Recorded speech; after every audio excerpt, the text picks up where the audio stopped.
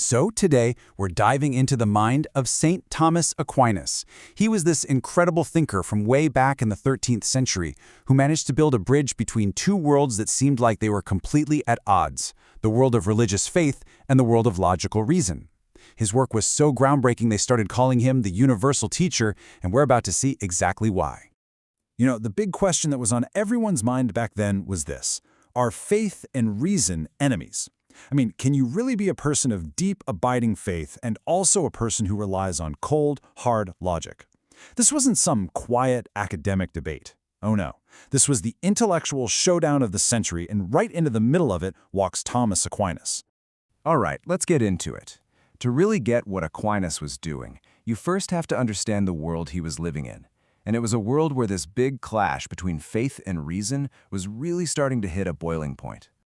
So picture the High Middle Ages. It's a time of huge change. Universities are popping up all over Europe, and they are just buzzing with debate and new ideas. And then something happens that throws a huge wrench into everything. The logical works of Aristotle are rediscovered. For Christian thinkers, this was a massive problem. How do you square the truths of the Bible with his super-logical system from a philosopher who relied only on what he could observe and prove? So, who was the guy brave enough to take on this massive challenge? Well, let's meet him. Our hero is a quiet, kind of big young man who, believe it or not, got stuck with a pretty unflattering nickname. Thomas was born in 1225 to a noble Italian family, and they had his whole life mapped out. But he completely shocked them. He decided to join the Dominicans, which was this new order of wandering preachers and scholars. His family was so mad they actually kidnapped him and held him captive for a year, trying to get him to change his mind. It didn't work. The moment he was free, he went straight to Paris, which was the absolute epicenter of learning at the time. Now, in Paris, his classmates made fun of him. Because he was a big guy and really quiet, they nicknamed him the Dumb Ox. But his teacher, the brilliant Albertus Magnus, he saw what no one else did. He famously told the other students, "This dumb ox will one day bellow so loudly that his voice will be heard throughout the world." He knew that underneath that quiet exterior was a mind that was about to change everything.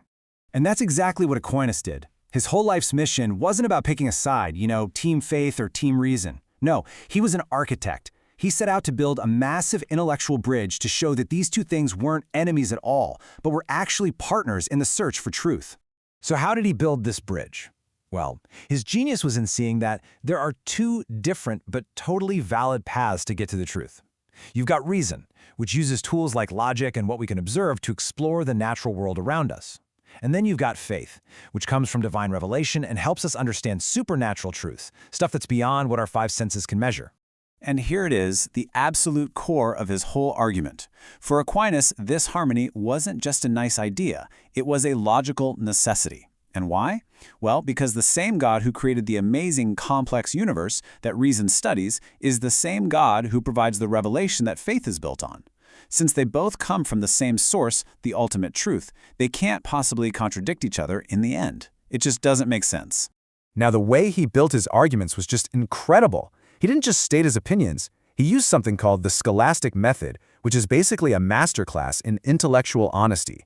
First, you start by laying out the strongest possible arguments against your own position. You give your opponents their best shot. Then, you introduce a counterstatement from an authority like Scripture. Only then do you lay out your own systematic answer. And to finish, you go back and address every single one of those initial objections, one by one. You can imagine that this huge body of work, built with so much care and rigor, created a legacy that has lasted for centuries. And it also earned him some pretty specific and impressive titles. So first, people started calling him the Dr. Angelicus, or the Angelic Doctor. And this wasn't just some nice compliment. It was because the clarity of his thinking was just breathtaking. He could take these incredibly complex ideas about God and existence and just lay them out with a logic so pure it seemed almost otherworldly. He was also called the Doctor Communis, the Universal Doctor, or the Universal Teacher. And this title, well, it gets right to the heart of why we're still talking about him. His work wasn't just for dusty scholars in a library. He was tackling the big questions, the ones that matter to all of us, about purpose, about morality, about truth. That's what made him a teacher for everyone. And his masterpiece is a work called the Summa Theologiae. It's this enormous, systematic guide to pretty much all of Christian theology. And the amazing part, he wrote it for beginners. But he never finished it. Toward the end of his life, he had a profound mystical experience during Mass, and afterwards he said that everything he had ever written seemed like straw compared to what he had seen. He put down his pen and never wrote another word. But his legacy is anything but unfinished. You can see it alive and well today. As the patron saint of places like the University of Santo Tomas, and really all Catholic universities, his vision is still shaping education. It's in their commitment to intellectual excellence, to moral responsibility, and to that powerful integration of faith and reason. Okay, so you might be thinking, this is all fascinating history, but what does a 13th century monk have to say to me right here in the digital age? Well, as it turns out, a whole lot. His ideas are maybe more relevant now than ever. Just think about how we communicate. Aquinas' hardcore focus on truth gives us an amazing framework for ethics. You've got ethical persuasion on one side, it seeks truth, it respects the audience, it builds trust. And on the other side, you have manipulation.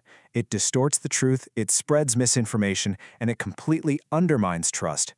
That's a distinction our world desperately needs to remember. I mean, let's be honest, we are surrounded by dangers to the truth every single day. There's misinformation that spreads like wildfire on social media, propaganda designed to divide us, and a whole media system that's often more about getting clicks than getting it right. Aquinas' emphasis on logic, on evidence, and on intellectual honesty is like a toolkit for navigating this messy landscape. And that kind of leaves us with one last big question. Aquinas spent his entire life building that bridge to truth. In our world, which is just filled with so much noise and so much division, his legacy is really a challenge to all of us. How can we, in our own lives, use that same honesty and courage to build our own bridges toward a clearer understanding of the truth?